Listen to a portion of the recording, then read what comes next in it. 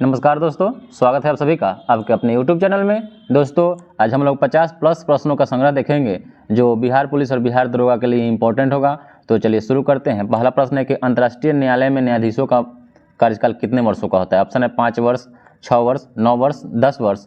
तो अंतर्राष्ट्रीय न्यायालय में न्यायाधीशों की जो कार्यकाल होता है वह 9 वर्ष का होता है और अंतर्राष्ट्रीय न्यायालय का जो मुख्यालय हेडक्वार्टर है द हेग जो नीदरलैंड में पड़ता है, ठीक है। और अंतर्राष्ट्रीय न्यायालय में न्यायाधीशों की संख्या जो होती है वह 15 होती है। चलिए अगला प्रश्न देखते हैं कि फिनलैंड की राजधानी कहाँ है। ऑप्शन है जिनेवा, ओर्लो, हेलसिंकी, पेरिस। तो फिनलैंड की राजधानी हेलसिंकी है, ठीक है। चलिए अगला प्रश्न है कि प्रसिद्ध पेंटिंग जो बहुत आपसे पूछता है कि मोनालिसा के चित्रकार कौन थे। तो प्रसिद्ध पेंटिंग मोनालिसा के चित्रकार थे वह लियोनार्डो दा विंची थे। कौन थे? लियोनार्डो दा विंची थे, ठीक है। चलिए अगला प्रश्न देखते हैं कि विश्व में प्राकृतिक हीरा का सबसे बड़ा उत्पादक देश कौन सा है। तो विश्व में प्राकृतिक हीरा का सबसे बड़ा उत्पादक देश है अभी आपका दक्षिण अफ्रीका। कौन है? दक्षिण अफ्रीका। और वर्तमान में आपसे पूछेगा कि सोना का उत्पादन सबसे ज़्यादा कौन करता है। तो चीन करता है।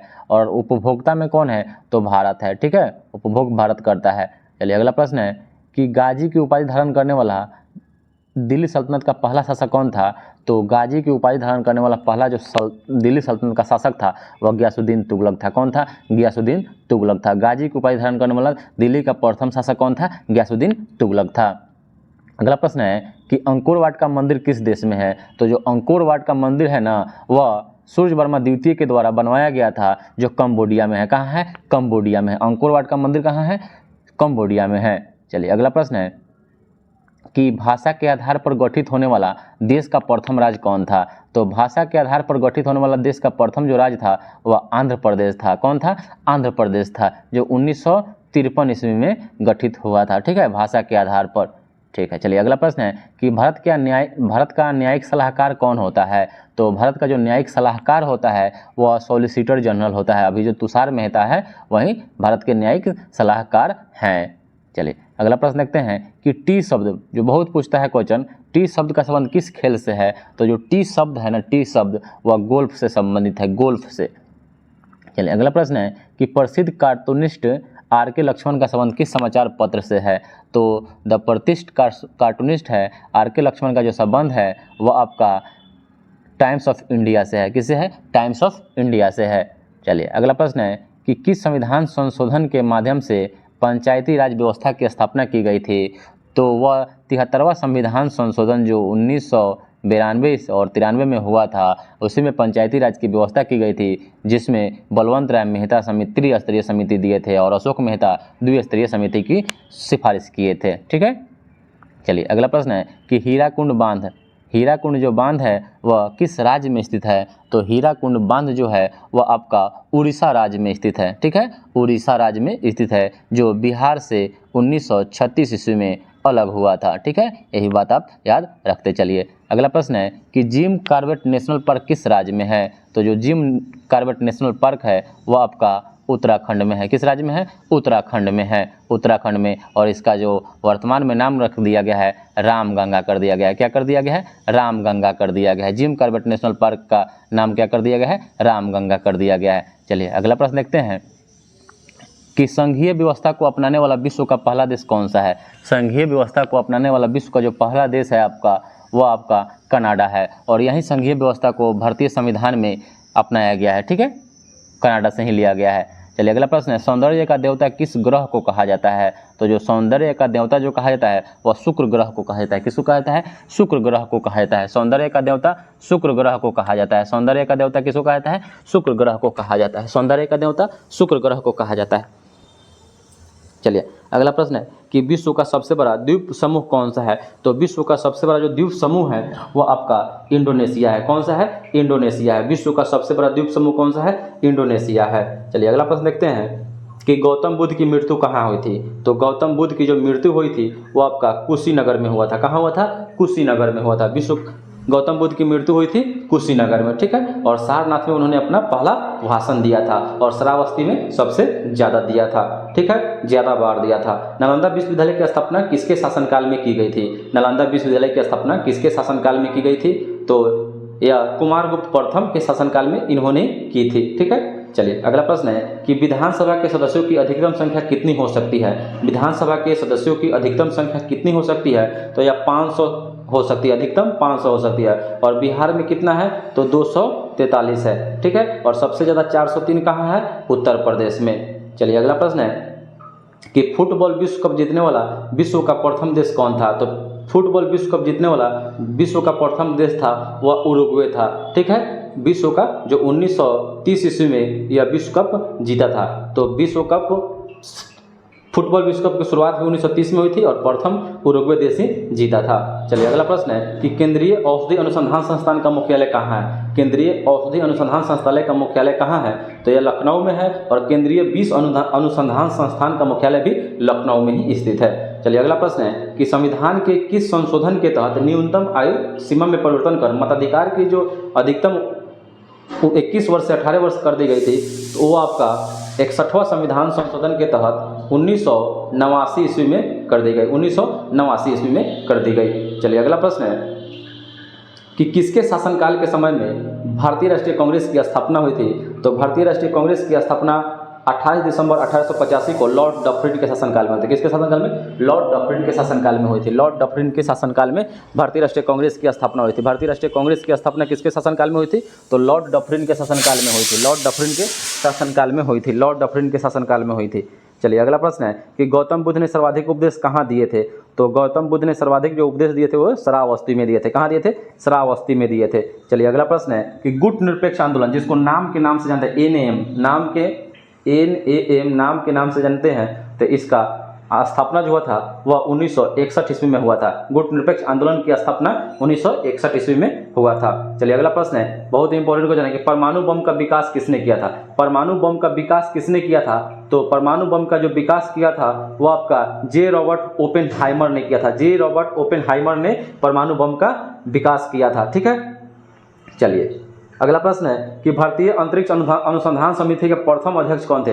भारतीय अंतरिक्ष अनुसंधान समिति के प्रथम अध्यक्ष कौन थे, तो ये थे विक्रम साराभाई। कौन थे, विक्रम साराभाई, ठीक है। चलिए अगला प्रश्न है कि द्रव का घनत्व अधिक होगा तो पृष्ठ तनाव पर क्या प्रभाव पड़ेगा। तो द्रव का जो घनत्व अधिक होगा तो पृष्ठ तनाव भी बढ़ जाएगा। क्या होगा, बढ़ जाएगा। चलिए अगला प्रश्न है कि हीमोफीलिया एक अनुवांशिक रोग है, इसका परिणाम क्या होता है। तो हीमोफीलिया एक अनुवांशिक रोग है, इसका जो परिणाम होता है वह इसमें क्या होता है, रक्त का थक्का नहीं जमता है, ठीक है, रक्त का नहीं जमना, ठीक है। चलिए अगला प्रश्न है कि मानव शरीर में किस अंग में हड्डियों की संख्या सर्वाधिक होती है। तो किस अंग में, तो जो मानव शरीर का उंगली होता है ना, उंगलियों में सबसे ज्यादा हड्डियों की संख्या होती है, ठीक है।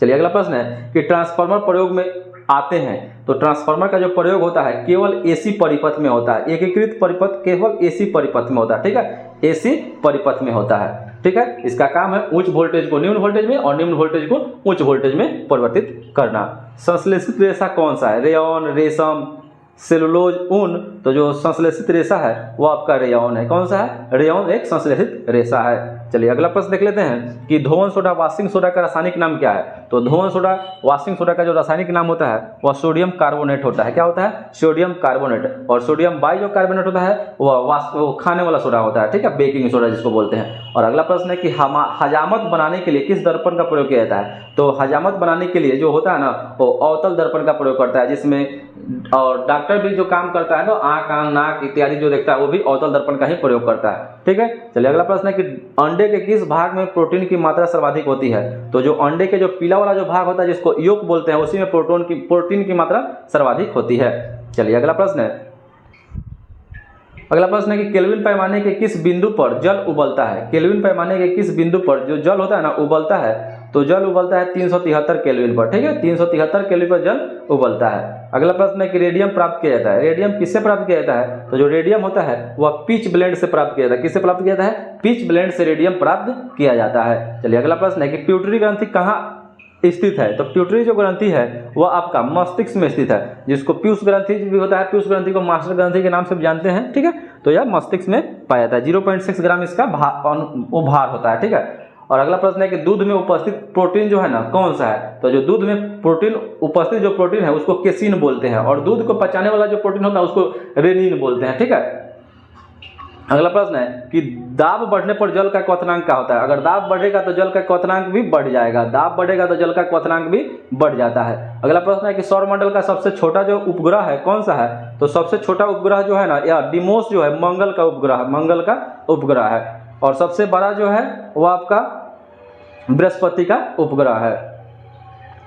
चलिए अगला प्रश्न है, रक्त को जमाने में कौन सा प्रोटीन उपयोग में आता है। रक्त को जमाने में कौन सा प्रोटीन जो है ना उपयोग में आता है। तो रक्त को जमाने के लिए फाइब्रिनोजन जो होता है प्रोटीन यही काम में आता है। अगला प्रश्न है कि स्वस्थ जो मनुष्य होता है उसका ताप कितना होता है। तो जो अगर फ़ारेनहाइट में होगा तो 98.6 डिग्री फ़ारेनहाइट, और सेल्सियस में होगा तो 37 डिग्री सेल्सियस, और केल्विन में होगा तो 310 केल्विन। ठीक है, 310 केल्विन। चलिए अगला प्रश्न है कि रेडियो एक्टिविटी की खोज किसने की थी। तो रेडियो एक्टिविटी की खोज जो किया था ना वह मैडम क्यूरी किया था। रेडियो एक्टिविटी की खोज मैडम क्यूरी के द्वारा किया गया था। चलिए अगला प्रश्न है कि पेनिसिलिन की खोज किसने की थी। तो पेनिसिलिन यह प्रथम प्रतिजैविक था जिसकी खोज अलेक्जेंडर फ्लेमिंग ने 1926 ईस्वी में किया गया था। ठीक है, जो पेनिसिलियम नामक कवक से प्राप्त होता है। अगला प्रश्न है कि पारे को जब एक बर्तन में रखा जाता है तो उसका मेनिक्स क्या होता है। तो जब पारे को एक बर्तन में रखा जाता है तो उसका मेनिक्स जो होता है वह उत्तल होता है। क्या होता है, उत्तल होता है। चलिए अगला प्रश्न है कि एक्यूपंक्चर क्या है। तो एक्यूपंक्चर जो है यह सबसे ज़्यादा चीन में उपयोग लाया जाता है, या सुई के माध्यम से यह एक उपचार है। ठीक है, सुई के माध्यम से, सुई घोप के या इलाज इसमें होता है सुई के माध्यम से। तो यह एक्यूपंक्चर सबसे ज़्यादा चीन में प्रचलित है। अगला प्रश्न है कि नेत्र गोलक जो होता है ना कितने सेट के द्वारा संचालित होता है। तो नेत्र गोलक जो होता है ना वह 4 मांसपेशियों के द्वारा संचालित होता है। कितने, 4 मांसपेशियों के द्वारा संचालित होता है। अगला प्रश्न है कि सूर्य की किरणों की तीव्रता मापने वाले उपकरण को क्या कहते हैं। तो सूर्य की किरणों की तीव्रता मापने वाले उपकरण को एक्टियोमीटर कहते हैं। क्या कहते हैं, एक्टियोमीटर कहते हैं। सूर्य की तीव्रता मापने वाले उपकरण को एक्टियोमीटर कहते हैं। अगला प्रश्न है कि कांच पर लिखने के लिए किस अम्ल का प्रयोग किया जाता है। तो कांच पर लिखने के लिए हाइड्रोफ्लोरिक अम्ल HF का प्रयोग किया जाता है, हाइड्रोफ्लोरिक अम्ल का प्रयोग करते हैं। ठीक है, चलिए अगला प्रश्न है कि विटामिन सी का रासायनिक नाम क्या है। तो विटामिन सी का जो रासायनिक नाम है यह एस्कॉर्बिक एसिड है, जिसका आविष्कार होलकट के द्वारा किया गया था या खोज किया गया था। ठीक है, और विटामिन के खोज फंक के द्वारा किया गया था। ठीक है, अगला प्रश्न है कि द्रव का अपेक्षिक घनत्व मापा जाता है। तो जो द्रव का अपेक्षिक घनत्व होता है वह हाइड्रोमीटर से मापते हैं, और अपेक्षिक आर्द्रता हाइग्रोमीटर से मापते हैं। ठीक है, चलिए अगला प्रश्न है कि केंद्रीय चावल अनुसंधान संस्थान कहाँ है। तो केंद्रीय चावल अनुसंधान संस्थान कटक में है। ठीक है, उड़ीसा। अगला प्रश्न है कि मनुष्य को सर्वाधिक ऊर्जा किससे प्राप्त होती है। तो जो मनुष्य को सर्वाधिक और इंस्टेंट ऊर्जा होती है वह कार्बोहाइड्रेट से प्राप्त होती है। किससे होती है, कार्बोहाइड्रेट से। ठीक है, और बॉडी बिल्डिंग एलिमेंट प्रोटीन को कहा जाता है। चलिए अगला प्रश्न है कि जल का क्वथनांक डिग्री सेंटीग्रेड में कितना होता है। जल का क्वथनांक जो होता है ना डिग्री सेंटीग्रेड में 100 डिग्री, क्वथनांक 100 डिग्री पर होता है। ठीक है, मतलब उबलता है क्वथनांक का मतलब। अगला प्रश्न है कि बायोगैस में मुख्यतः क्या होता है। तो बायोगैस में मुख्यतः जो होता है ना हाइड्रोजन और मीथेन होता है।